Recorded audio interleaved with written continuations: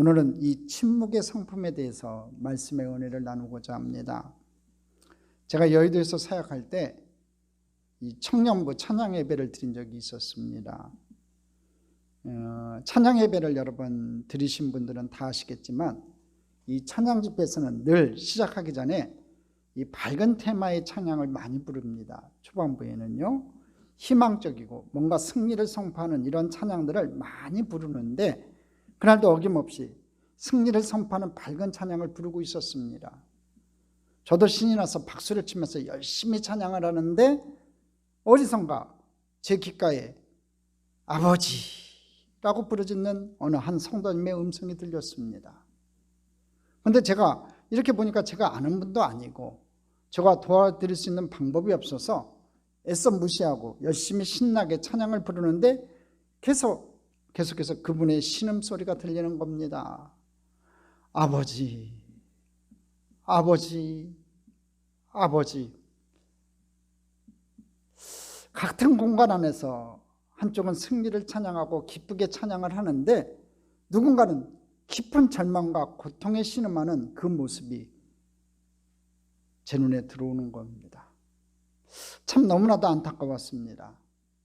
그런데 사실 그 시기의 차이만 있지 이 자리에 계신 여러분 한 사람 한 사람 누구나 그러한 경험을 하셨을 겁니다. 상황은 참 밝고 희망적인데 사람들은 다 기쁘게 찬양을 하고 있는데 나는 너무나도 깊은 고난 가운데 있어서 그렇게 마냥 기쁘게 찬양할 수만은 없었던 그런 상황들을 여러분 한 번쯤은 다 경험해 보셨을 겁니다. 아마 지금 이 자리에 있는 어떤 분들은 지금 제가 하는 이 말을 듣고 내 이야기 하는구나 하는 분도 분명 계실 것 같습니다. 겉으로 보기에는 하나님을 신뢰하고 믿음이 있는 것 같지만 우리 안에는 끊임없이 이러한 영적 전쟁이 일어나는 것을 그 누구도 부인할 수 없다는 겁니다. 심지어 우리 예수님께서도 그러하지 않으셨냐고요. 하나님 할 수만 있다면 이 잔을 들어서 내게서 옮겨 주시옵소서 하고 하나님 앞에 기도했던 우리 예수님, 땀방울이 빗방울이 될 때까지 기도하셨던 우리 예수님도 그러한 어려움과 아픔이 있으셨다는 겁니다. 그런데 사단 마귀는 이런 우리 연약함을 너무나 잘 알고 있어요. 그래서 특별히 우리가 고난이라는 영적 전쟁 가운데 놓여 있을 때 사단은 끊임없이 그리고 집요하게 속삭입니다. 포기해라, 원망해라, 절망해라. 사단은 늘 속삭이는 거예요. 우리 마음속에 깊은 죄책감을 심어주고 두려움을 심어줍니다. 이때 우리가 정신을 차리고 생각해야 하는 것이 있어요. 그게 무엇이냐면 고난의 상황에 내 마음이 힘들 때 하나님은 누구시고 내가 그분과 함께 할 때 어떤 일이 내 삶 가운데 일어나는가 하는 것을 우리는 반드시 생각해야 된다는 거예요. 간단하게 말씀드릴게요. 여러분, 고난의 상황 가운데 진짜 힘들고 어려울 때 여러분 하나님만 생각하라는 겁니다. 자, 첫 번째, 우리가 고난의 시간을 통해서 선으로 바꾸신 우리 하나님을 한번 살펴보겠습니다. 오늘 본문 말씀을 통해서 요셉은 다음과 같이 우리에게 고백하고 있어요. 창세기 50장 20절 말씀이죠. 같이 읽어봅니다. 당신들은 나를 해하려 하였으나 하나님은 그것을 선으로 바꾸사 오늘과 같이 많은 백성의 생명을 구원하게 하시려 하셨나니. 요셉이 고난의 시간을 지나고 보니까 스스로 깨닫게 된 것이 있었어요. 하나님께서 자신의 그 연약한 모습도 선으로 바꾸시고 모든 상황과 환경을 선으로 바꾸셨다는 것을 깨닫게 된 것입니다. 사랑하는 성도 여러분, 요셉의 고백처럼요, 하나님은 선하신 분이세요. 하나님은 선하십니다. 그리고 그 하나님께서는 그 선하신 그분의 성품대로 우리 자신과 그리고 우리에게 찾아오는 지옥과 같은 고난의 상황들을 반드시 선으로 바꿔주십니다. 이 사실을 우리가 믿는다면 어떠한 고난이 우리 삶 가운데 찾아온다 할지라도요, 담대하게 나아갈 수 있다는 것이지요.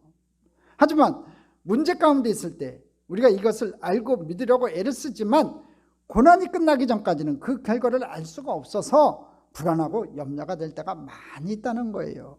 그래, 우리 하나님은 내 문제를 해결하시는 하나님이시지, 우리 하나님은 반드시 이 고난을 선으로 바꾸실 하나님인지 다 알지요, 믿지요. 근데 중요한 것은 고난 가운데 있을 때 그 결과가, 최종적인 결과가 어떻게 될지 모르잖아요. 미래의 부분은 정확하게 어떻게 될지 모르니까 늘 불안하고 염려 가운데 있다는 거예요.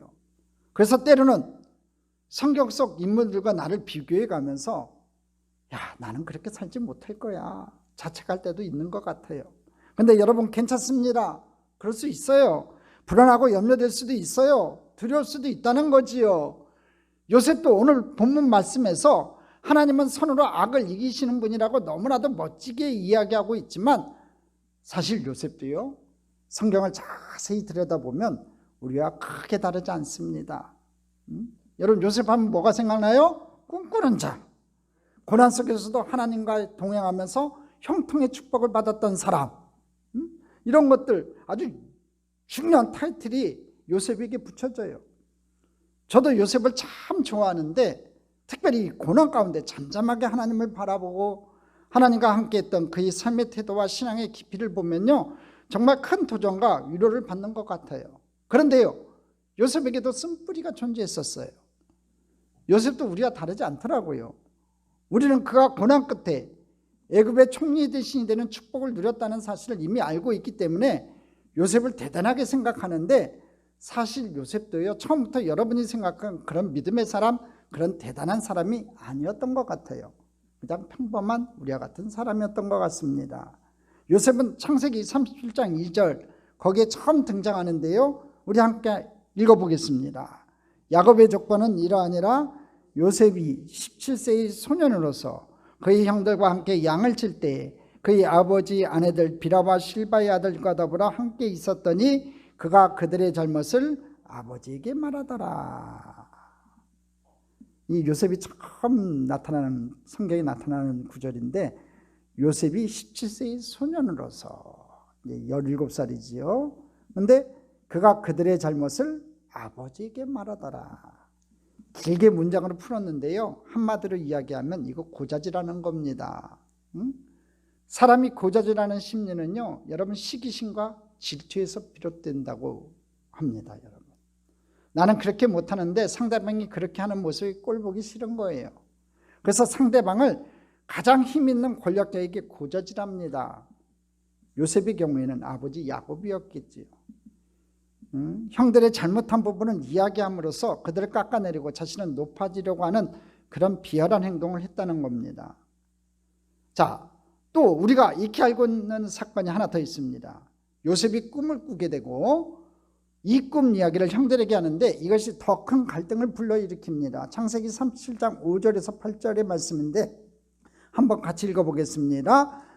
요셉이 꿈을 꾸고 자기 형들에게 말하며 그들이 그를 더욱 미워하였더라.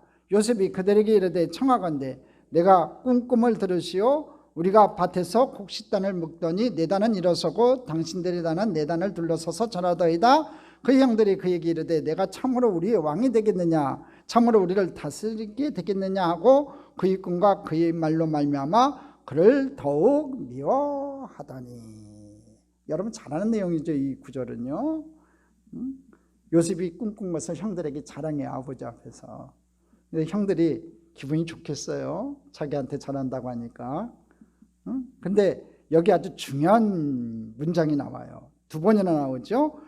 5절에 보면 그를 더욱 미워하였더라. 그 다음에 8절 그를 더욱 미워하더니. 자, 근데 이 해석이요, 한 단어를 갖다 빼먹었어요.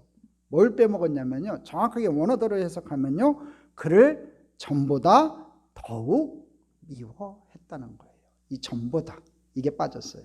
그러니까 꿈 얘기를 아예 안 했으면 더 좋았을 텐데 꿈 얘기를 요셉이 하니까 형제들이 요셉을 전보다 더 미워했다는 거예요. 그러니까 37장 2절에 요셉이 17세의 나이로 등장하기 이전부터 그들의 관계는 이미 좋지 않았던 거예요. 전보다 더 미워했다니까 전에도 미워했다는 얘기죠. 이 갈등은 하루 이틀 사이에 생겨난 것이 아니라는 겁니다. 요셉이 자꾸 아버지한테 가서 형들 얘기를 하니까 형들이 싫어했던 거예요. 그러다가 결정타가 뭐냐면 꿈 얘기를 하니까 전보다 더 미워했다는 거죠. 요셉은요, 또 형들이 자신을 미워하고 있다는 것을 알고 있었을 것 같아요. 그래서 고자질하고 꿈 이야기를 이런 식으로 하면서 집요하게 형들을 도발하고 있는 거예요. 이 모습이 바로 우리들의 모습이라는 거예요, 여러분. 하나님이 주신 꿈을 형들을 도발하기 위한 엉뚱한 목적으로 지금 사용하고 있는 겁니다. 결국 요셉을 향한 형들의 미움은요, 한계치를 넘어서 폭발했어요. 그래서 그를 죽이고자 계획을 도모합니다. 그래서 결국에는 요셉을 팔아먹잖아요. 우물에 빠뜨리고 또 결국에는 죽이고자 했지만 그냥 죽이지 않고 여러분 요셉을 팔아먹습니다. 하지만 저는 이것이 굉장한 중요한 포인트라고 저는 생각해요.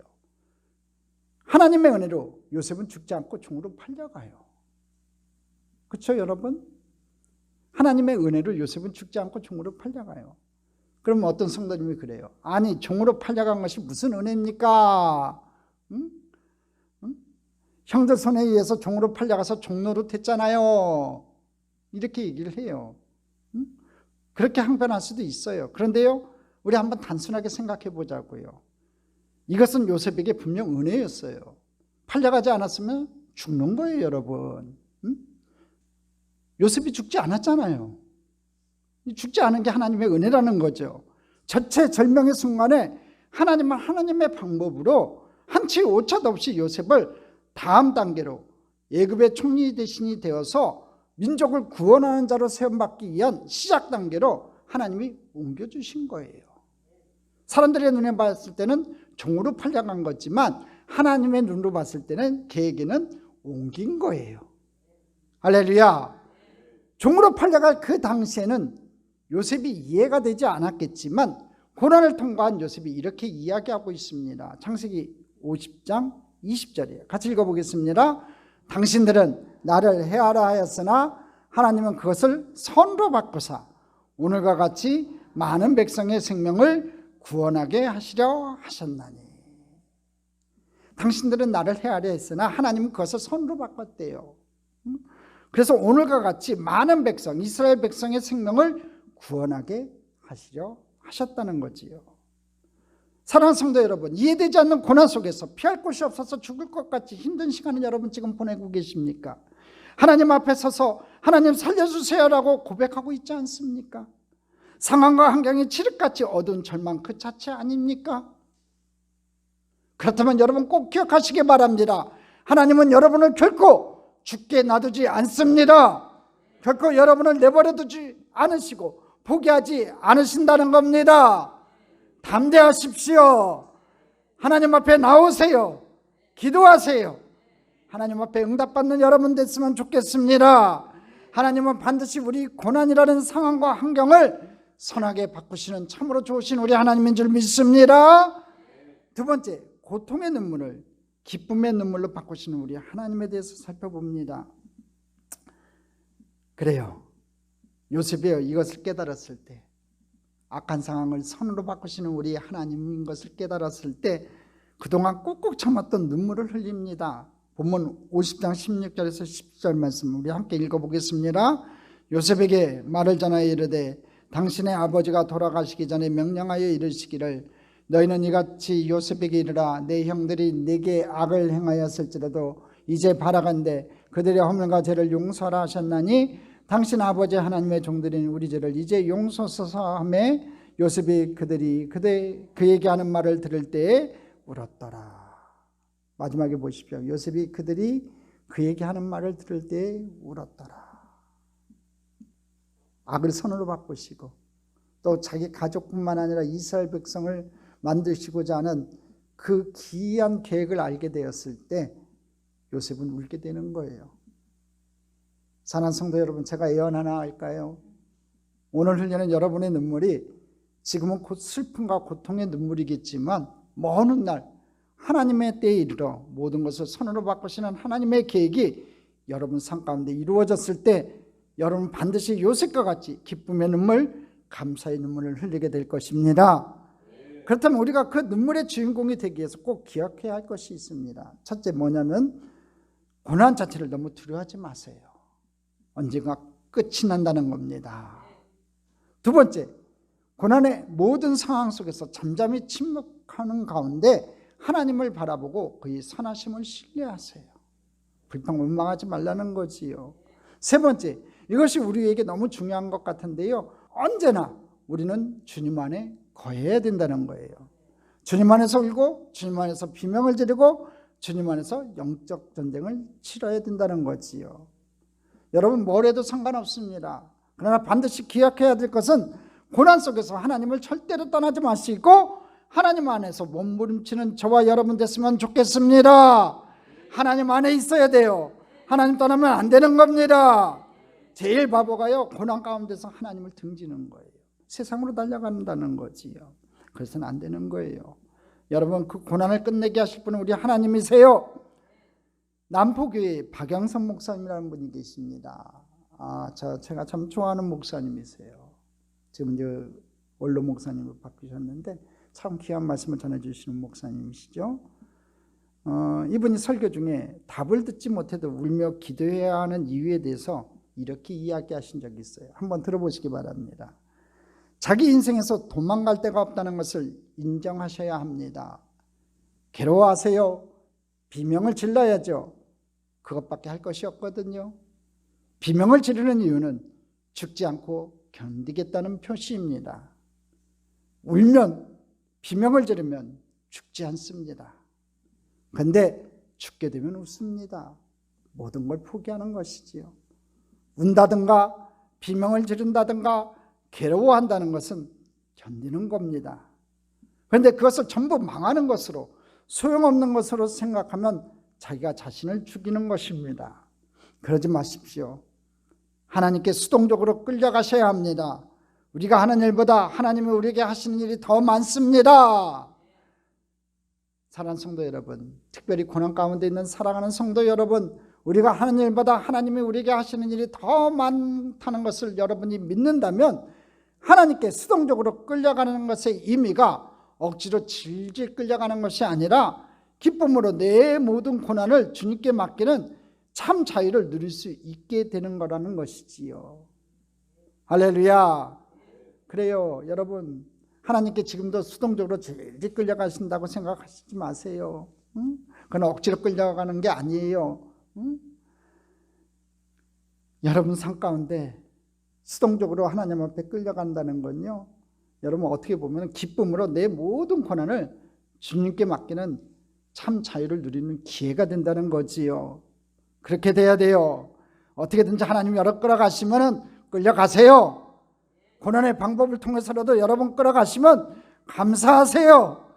왜냐하면 그 고난을 통해서 여러분의 믿음이 더욱 자라게 될 거고 하나님을 믿는 믿음의 사람으로 성장할 줄 믿습니다. 고난 가운데 있는 여러분, 여러분의 마음을 한번 점검해 보세요.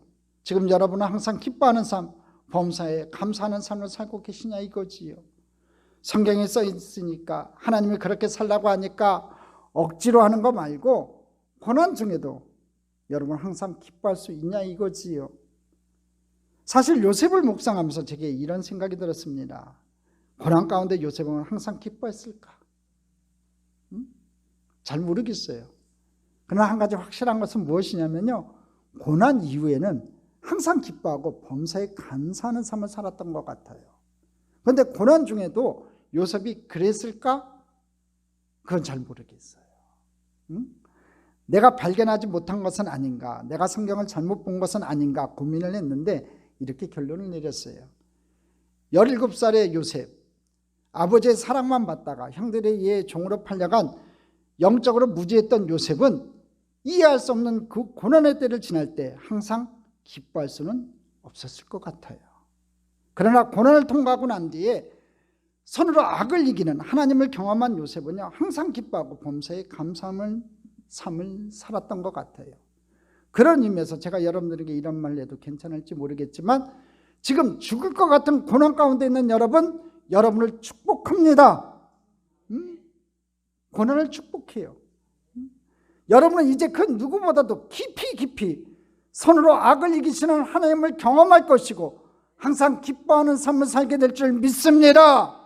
그렇게 될 거예요. 여러분, 지금은 고난 가운데 있어도 그 고난은 끝납니다. 그리고 하나님을 찬양하게 될 줄 믿습니다. 오늘 이후로 여러분은 고난을 두려움의 대상으로 보는 것이 아니라 고난이 찾아오면 하나님이 어떻게 일하실지 기대가 된다고 고백할 수 있는 믿음의 거장이 되실 줄로 믿습니다. 세 번째, 고난 가운데 하나님만 바라보고 침묵해야 됩니다. 고난 가운데 있는 성도 여러분, 잠잠히 침묵하며 하나님만 바라보세요. 문제의 원인 찾으려고도 하지 말고요, 여러분의 힘으로 사람의 도움을 받아서 그 문제를 해결하려 하지 마세요. 그저 하나님께 기대고요, 하나님께서 모든 문제를 선하게 바꾸실 것을 믿고 하나님이 기뻐하시는 일에 집중하시기 바랍니다. 그래야 된다는 거죠. 이게 근데 참 쉽지 않아요. 아멘은 하지만 진짜 쉽지 않아요. 고난 가운데 있을 때요, 그 고난의 문제, 그 문제를 해결하기 위해서 내 힘으로 뭔가 자꾸 움직여요. 그게 살아있다는 증거지요. 근데요, 진짜 경험을 많이 하고 믿음에 성숙한 사람은요, 그 고난의 자리에서요, 여러분, 내가 뭘 하려고 하지 않아요. 고난이 생기면요, 습관적으로 주님 앞에 나와서 무릎 꿇고 기도해요.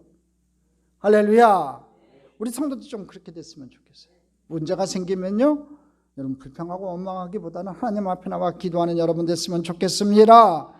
하나님과 더 가까이 가는 시간을 만드시기를 바랍니다. 데살로니가전서 5장 16절에서 18절 말씀, 여러분 잘 아는 말씀이죠. 우리 고백하는 마음으로 함께 읽어보겠습니다. 항상 기뻐하라, 쉬지 말고 기도하라, 범사에 감사하라, 이것이 그리스도 예수 안에서 너희를 향하신 하나님의 뜻이니라. 하나님의 뜻은 이거예요. 항상 기뻐하래요. 여러분 항상 기뻐하세요? 여러분 항상 기뻐하셔야 돼요. 이게 참 힘든 거예요. 항상 기뻐하라. 이게 하나님의 뜻인데 우리 삶 가운데 이루기가 참 힘든 부분이에요. 좋을 땐 좋아요. 그건 누구나 다 할 수 있어요. 안 믿는 사람도 다 해요. 근데 믿는 사람은 뭘 해야 되냐면요, 어렵고 힘들 때도 기뻐해야 돼요. 이게 힘든 거고, 두 번째, 쉬지 말고 기도하래요. 우리 이렇게 해요? 진짜 이렇게 하냐고요? 쉬지 않고 기도하냐고요? 이 얘기는 무슨 얘기냐면요, 하루 24시간 내내 기도하라는 얘기가 아니에요. 기쁠 때나 슬플 때나, 여러분 어렵고 괴로울 때나 기쁠 때나 늘 하나님 앞에 기도하는 삶을 살아나는 거예요. 이 기도한다는 게 그렇게 쉽지가 않다는 거지요. 진정 끊임없이 하나님 앞에 나와 기도하는, 어떤 상황에서도 하나님 앞에 나와 기도하고 응답받고 그 하나님의 응답대로 행할 수 있는 저와 여러분이 되어야 된다는 거예요. 세 번째가 뭐예요? 범사에 감사하래요. 우리 삶이 그래요? 범사에 감사해요? 그렇지 않잖아요. 아까도 얘기했지만 좋을 때는 감사해요. 그건 누구나 다 해요. 어린아이도 잘해요. 근데 조금 자기에게 기쁨이 나쁘면 입이 쭉쭉쭉 나오는 게 우리 인생이에요. 이게 세 가지가 참 쉽지 않은 거지요. 기뻐하라, 기도하라, 감사하라. 이게 우리 믿음의 삶 가운데 나타날 증거예요. 예수 믿는 거 받는 거 많다고 하는데 기뻐하고 기도하고 감사할 수 있는 삶, 그런 삶이 우리에게 있어야 된다는 거지요.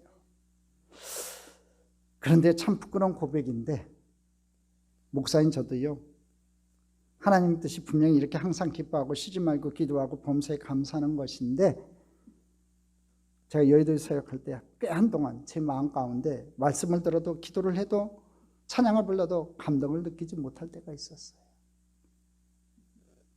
선배 목사님이 그런 제 모습을 눈치챈 건지 어느 날 이런 이야기를 하더라고요. 제 목사, 하나님은 매일 만나는 거야. 제 목사가 만났던 첫사랑의 감동이 무의미한 것은 아니지만 과거는 과거일 뿐이야. 현재를 살아요. 오늘 시간 제 목사와 함께 하시는 그 하나님 만나야 돼. 왜 나는 은혜 받지 못하고 감사하지 못한 삶을 살고 있는가 생각해 보니까, 어떨 때는 매일 부정적인 생각에 사로잡히고 고난의 환경만 바라보고 있었기 때문은 아니었는가 싶어요. 거기에 몰입되는 거지요. 선배님의 말씀대로 하나님을 매일 만나서 날마다 하나님의 영에 감동된 삶을 살아야 하는데 그렇게 살지 못했기 때문에 그랬던 것 같아요. 다시 한번 말씀드릴게요. 하나님 안에 있으면, 우리가 하나님만 바라본다면 항상 기뻐할 수 있고요, 쉬지 않고 기도할 수 있고요, 범사에 감사할 수 있어요. 할렐루야. 왜? 하나님을 믿기 때문에 그래요. 지금 내가 처해진 환경이 중요한 게 아니에요. 지금 내가 처해진 환경이 악우 골짝 같더라도 여러분 항상 기뻐할 수 있고 쉬지 않고 기도할 수 있고 범사에 감사할 수 있는 건요, 내가 바라보는 하나님, 내가 믿는 그 하나님이 내 이 상황을 손으로 바꾸시는 하나님이라는 걸 믿기 때문에 그래요. 할렐루야. 환경 바라보지 맙시다. 처해진 환경 바라보지 마시고 오늘 이 시간부터 전능하신 하나님 바라봅시다. 하나님과 동행합시다. 그래서 항상 기뻐하는 삶, 쉬지 않고 기도하는 삶, 범사에 감사하는 삶을 사는 저와 여러분 됐으면 좋겠습니다. 여러분, 의구심 들 수도 있지요. 스스로에게 막막하고 포기하고 싶은 때가 너무나 자주 찾아올 때가 있어요. 그러나 이 또한 하나님이 하실 것이니까 여러분 너무 걱정하지 마세요. 여러분 삶에 있는, 여러분 앞에 있는 여러 가지 어려운 문제들 저는 다 모르지요. 그렇지만 분명히 그 문제가 여러분에게 심각하니까 눈물을 흘리고 탄식하고 있을 거예요. 그러니까 여러분 너무 걱정하지 마세요. 중요한 것이 무엇이냐면요, 그저 우리는 하나님 곁에 있기만 하면 되는 거예요. 그래서 예배의 자리를 사모하세요. 기도의 자리를 사모하세요. 하나님이 나를 한 대 치시는 것 같은 그런 상황에서 하나님, 도대체 저한테 왜 그러세요? 힘들어서 죽을 것 같은 그 순간에 여러분 포기하지 말고 힘을 내서 버텨내세요. 인내하면서 침묵하면서 주님을 신뢰하시기 바랍니다. 왜냐하면 그 하나님, 내가 믿는 하나님, 내가 바라보는 그 하나님은 모든 것을 손으로 바꾸실 하나님이신 걸 내가 믿기 때문에 그래요. 하나님은 모든 것을 손으로 바꾸실 귀한 축복의 하나님인 줄 믿습니다. 성경을 보니까 요셉이요, 딱 한 번 고난 가운데 있을 때 누군가에게 도움을 요청했어요. 잘 아시죠? 술 맡은 관원장에게 자신을 구해주길 부탁하는 장면이 나와요. 창세기 40장 14절에 같이 읽어보겠습니다. 당신이 잘 되시거든 나를 생각하고 내게 은혜를 베풀어서 내 사장을 바로에게 아뢰어 이 집에서 나를 건져주소서. 여기 성경에는 이렇게 간단하게 돼 있지만 얼마나 간절한 마음이었겠어요, 여러분. 얼마나 간절한 마음이었겠냐고요. 뭔가 일이 잘 되는 것 같았는데 감옥에 계속 갇혀 있어요. 억울한 누명을 쓰고 얼마나 애타게 그의 기별을 기다렸을까요? 오늘 왜 성경에 이 요셉이 술 맡은 관원장에게 자신을 구해주길 부탁하는 장면을 써놨을까? 성경에는 잘 기록이 안 돼 있지만 요셉이 그 긴 동안, 그 소식을 기다리는 그 시간 동안 하나님을 바라보지 않고 사람을 의지했던 그 시간 동안 이루어지지 않는 모습을 통해서 요셉이 그것을 내려놓고 절망 가운데서 하나님을 붙잡는 그 시간들이 있었을 것 같아요. 그렇지 않아요, 여러분? 저는 그렇게 생각이 드는 거예요. 여러분, 야속하게도 술 맡은 관원장은 이 요셉의 부탁을 잊어버렸어요. 무려 만 2년이라는 세월 동안. 여러분, 고통 중에 있는 사람을 참으로 힘들게 하는 게 뭔지 아세요? 선한 결말이라는 것이 무엇인지, 이것이 있기는 한 건지 알 길이 없다는 점이지요. 우리는 그저 창세기 39장, 40장, 41장 새로운 에피소드 읽듯이 한 장 한 장 읽어나가고 넘겨갔지만 요셉에게 있어서 그 시간은 기대와 절망이 하루에도 수십 번씩 교차하는 지옥과 같은 시간이었을 거예요. 요셉도 사람인데 욕이 나오지 않았을까요? 솔직히 원망도 하고 여러분 하나님께 화도 내고 울기도 수없이 했을 거예요. 바로 고통 중에 있는 우리의 모습처럼 말이지요.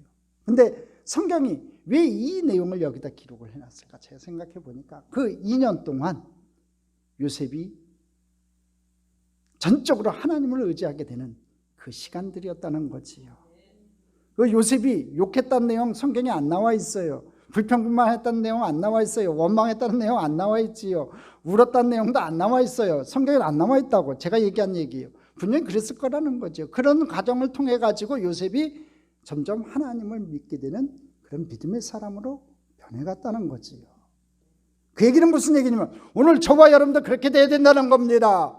오늘 여러분 불평할 수 있어요. 원망할 수 있지요. 내 마음대로 안 되니까 불평하고 원망할 수 있지만 오늘 저와 여러분이 거기서 끝나서는 안 된다는 거죠. 요셉처럼 침묵하며 하나님의 때를 기다릴 수 있는 믿음의 사람이 되기를 바랍니다. 성경 한번 보십시오. 요셉이 보디발의 집에 종로를 달 때부터 그가 어떤 모습으로 그 시간을 보냈는지 일체 적고 있지 않아요. 성경은 그의 성품이 어떠했고 구체적인 행위가 어땠는지 판단하지도 관심을 두지도 않아요. 그저 야훼 하나님께서 그와 함께 하셨고 그를 범사에 형통케 하셨다고만 잠잠히 기록할 뿐이에요. 요셉이 변화됐기 때문에 그런 거지요. 오늘 저와 여러분 계속해서 이어지는 어려움과 혼란 가운데 있을지라도, 끝이 안 보이는 혼란 가운데 있을지라도 오늘 요셉처럼 잠잠히 하나님의 때를 기다릴 수 있는, 침묵하며 하나님의 때를 기다릴 수 있는 믿음의 성품이 생기기를 주님의 이름으로 축복합니다. 요셉은 그렇게 하나님 안에서 잠잠히 몸부림치며 침묵하며 자신에게 주어진 시간들을 보냈어요. 그리고 지켜냈어요. 그저 하나님께서 요셉에게 다음 단계를 열어주시고 요셉이 바로왕 앞에 섰을 때 요셉은 다음과 같은 평가를 얻게 돼요. 창세기 41장 38절로 39절 말씀이에요. 함께 읽겠습니다. 바로가 그의 신하들에게 이르되 이와 같이 하나님의 영에 감동된 사람을 우리가 어찌 찾을 수 있으리요 하고 요셉에게 이르되 하나님이 이 모든 것을 내게 보이셨으니 너와 같이 명철하고 지혜 있는 자가 없도다. 아멘. 지금 바로가 얘기하는 얘기거든요. 지금 요셉에게 얘기하는 거예요. 뭐라고 얘기해요? 이와 같이 하나님의 영에 감동된 사람을 우리가 어찌 찾을 수 있겠느냐. 너는 진짜 하나님 앞에 감동된 사람이다. 또 두 번째 뭐라고 얘기해요? 너와 같이 명철하고 지혜 있는 자가 없다고 얘기해요. 제가 말씀을 묵상하는데, 특별히 이 말씀을 묵상하는데 그런 생각이 들어요. 하나님께서 바로왕의 입술을 통해서 요셉을 칭찬하고 계시는구나. 잘했다 요셉아. 잘 버텨냈구나 요셉아. 힘을 내줬구나 요셉아. 할렐루야. 이 칭찬 저와 여러분이 들었으면 좋겠습니다. 사랑하는 성도 여러분, 고난 가운데 있을 때 우리가 해야 할 것은 너무나 명백합니다. 명확하다는 거죠. 잠잠히 침묵하면서 하나님의 일하심을 신뢰하며 우리가 인내해야 된다는 거지요. 그때 하나님께서는 우리 인생의 모든 고난을 손으로 바꿔주실 줄 믿습니다. 오늘 이 자리에서 저와 여러분이 이렇게 결단했으면 좋겠습니다. 하나님, 비록 상황과 환경은 변한 것이 없고 여전히 큰 절망과 고난이 내 삶을 덮쳐온다 할지라도 두려워하지 아니하고 모든 것을 손으로 바꾸시는 하나님을 잠잠히 바라보겠습니다. 할렐루야. 이렇게 결단하는 저와 여러분 되기를 바랍니다. 요셉처럼 잠잠히 나의 소망이 주님께 있음을 신뢰할 때 선하신 하나님께서 우리 인생의 폭풍을 잠잠하게 하시고 소망의 항구로 저와 여러분을 이끌어 주실 줄 믿습니다. 하나님을 신뢰함이 깊어지시고 침묵하며 기다리다 선하신 하나님의 형통의 큰 축복을 받는 믿음의 사람 다 되시기를 주님의 이름으로 축복합니다. 축복합니다. 축복합니다.